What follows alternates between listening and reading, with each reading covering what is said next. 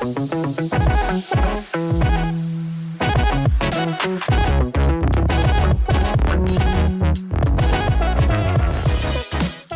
welcome to episode 64 of the Islanders podcast. My name is James. And my name is Daniel. And my name's Yen. My name is Vinny. Today we're going to talk about a traumatic experience that happened to me last week. Mm-hmm. So last week I was watching, I think you guys know I watch Formula 1. Yeah. I watch racing series. Mm-hmm. Yeah. And so last week there was a race on Formula 1 on Sunday. Okay. And so this race was quite special because something happened during the race. And I was watching it live at the time. Uh-huh. Okay, so there was this driver who ran into the barriers during the race, during the first lap of the race, and then his car was cut into half, and then it was all on fire, and his car was wedged into the barrier, and so for a good 5 minutes at the time, and bear in mind I was watching this live, I thought he was dead. So did he survive? Because during the race, they couldn't, because when accidents like this happen, they won't show the footage of whether the driver is fine until they're sure the driver is fine. Yes. So for 5 minutes, people thought he was dead, for real, because there was a huge fireball. Yeah. And then finally, we saw that he was okay. So the broadcast didn't stop. The broadcast didn't stop. It just filmed other things instead, because they can't just stop the broadcast. Yeah. Because people are paying for it and all that stuff. But the commentators were in shock. And I think all the other drivers were also in shock. And everybody watching was in shock.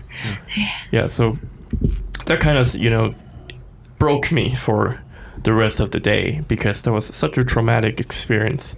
And thankfully, he was fine. Yeah. After all, he only burned his hands, considering the amount of impact and the fireball. Fire, anything. Yeah, he only burned his hands, which was quite lucky for him. Yeah, he could have died in a couple different ways. I think people analyzed his crash, and then if anything went wrong, he could have died. So yeah, that was quite an experience for me, and I'm actually still trying to work through it. Yeah, and it made me wonder, like, my identity as a viewer of the sport. Does that mean that I am also partially responsible for stuff like this happening? Wow, that's a special... So you feel guilty about this? Yeah, this is something I felt guilty watching the rest of the race. Wow. And so what are your thoughts on it? I was just trying to talk to you about this matter and then try to chat about it a little bit. Yeah. Yes, I will be shocked by this accident, but I will not feel guilty at all. Yeah?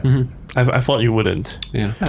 Yeah. I think I will. I will, but because I never watch sports cars. Yeah, you never watch sports that result in danger. Yeah. Like extreme sports. Yeah, like tennis, it's fine. Tennis. Maybe someone hit my ball. Might hurt an ankle or something, but he won't. And his heart attack. He won't die on the court. Yeah. So it made me think as a fan, like, does my action of watching this sport actually, is actually like responsible for stuff like this happening? Like for me, I think just about sensory feeling, I would feel guilty at the first place because someone just, it's like you're watching someone being killed or fall into some accident. But I think I can cope with this feeling like really pretty quickly. Just reasonably think that this is not part of the thing I do that just directly hurt him, and he know about the risk of running these kind of games. Yes, I might be worried about the car racer, but I still won't feel guilty. Yeah. But I understand the feeling of being guilty. It was a really strange feeling watching the rest of the race because I feel like although the driver has agreed to the risks of driving cars very, very fast around a circuit. But again, without the audiences, there wouldn't be such a race, right? Yeah, there wouldn't be a choice of getting into these kind of race. Yeah, there wouldn't be such a race. Yeah. So that's why I felt like quite strange and weird about it. Yeah, and I think the whole world was scared. Yeah. And can you imagine the children of him and his wife and his children, 3 children.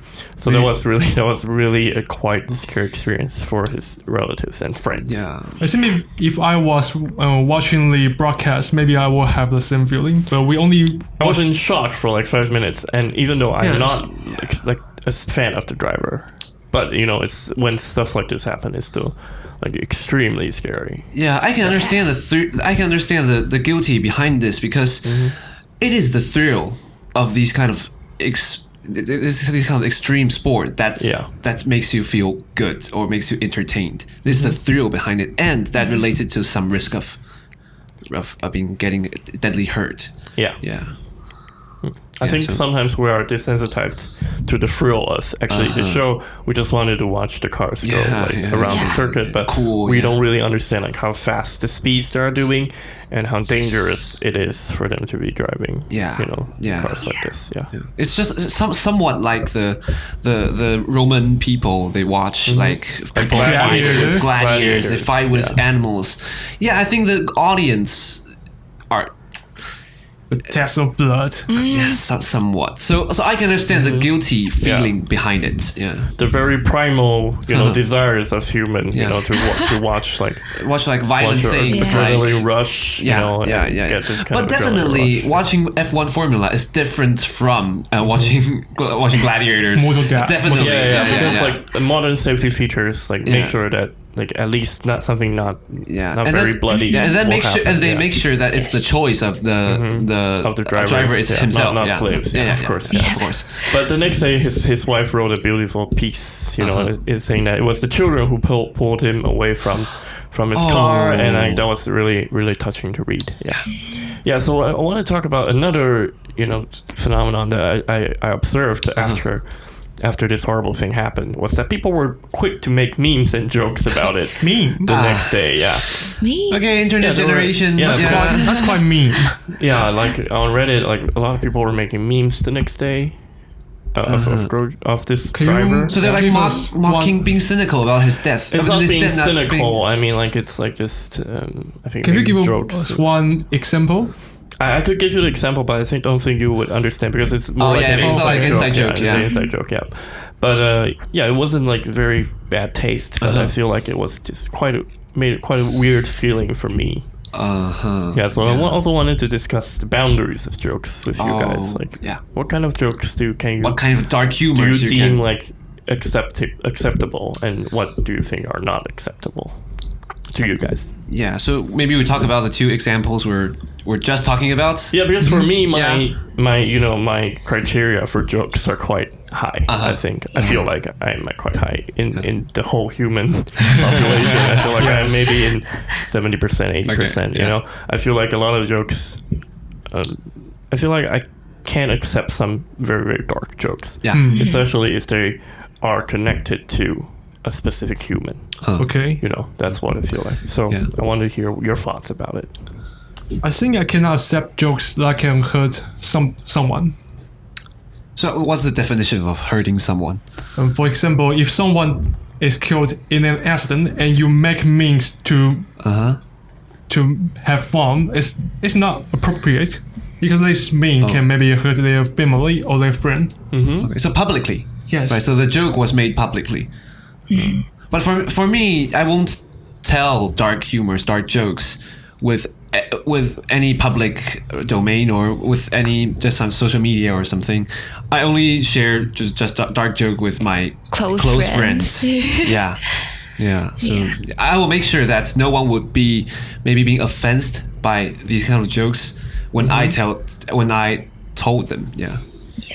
I don't think some of these like dark jokes sound humorous to me sometimes. Yes, because I'm really like the type of person that I believe that true humor comes from like humiliating yourself. Like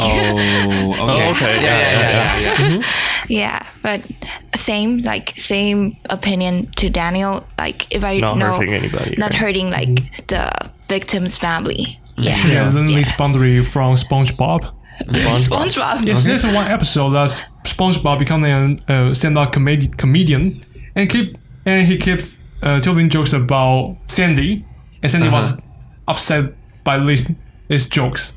So after that, SpongeBob learned how to make jokes about himself, and he was quite successful. I think you can see the intention behind these authors of making these episodes, right? And making these like stories to tell you that the funniest jokes are most often about yourself. Right? So SpongeBob is very educative. SpongeBob is educative, definitely. And so there's this one comedian in Taiwan that I specifically don't like because of his choice of jokes. But I don't think we can talk about this on this episode today because it's too much. We have to make a new episode about him. But this guy's name is Brian. Okay, he does a lot of stand up actually. Yeah, and he's trying to bring like comedy into Taiwan, like because Taiwan, because roasts are very popular in America, but not in Taiwan. Yeah, so he tried to bring roast in Taiwan, and as well as some dark jokes, dark humor. And I understand that some people do like dark jokes, dark humor, but the way he writes these jokes are not acceptable to me, at least to me personally. Yeah. So it was quite a weird experience last week for me. It's like riding roller coasters. Really strange feelings. And I do feel like jokes are meant to make people happy. So if they make some people angry, probably it's not that good of a joke because your intent is probably to make people happy. Yeah, it's like exploiting someone's hurt. Someone's trauma into the entertainment of some part of people. Yeah, some people argue that it's part of their coping mechanism, but I think that's a very strange statement. I think it's a tricky way to skip the question. It's a tricky thing, and we've discussed this for maybe like half an hour, and we couldn't come to a conclusion on like what we define as horrible jokes in general. But somewhat intuitively, we will have a feeling about these have a feeling jokes. about what our line being touched. Yes. Yeah. So before we go, I want to tell a joke. Okay. Before we go today, fine. So, do you know why graveyards are so noisy? Because there are crows there. Ghosts in the graveyard. singing. Why? Because of all the coffin. Good night, everybody. Good night, everybody. We'll see you next week. That hurts.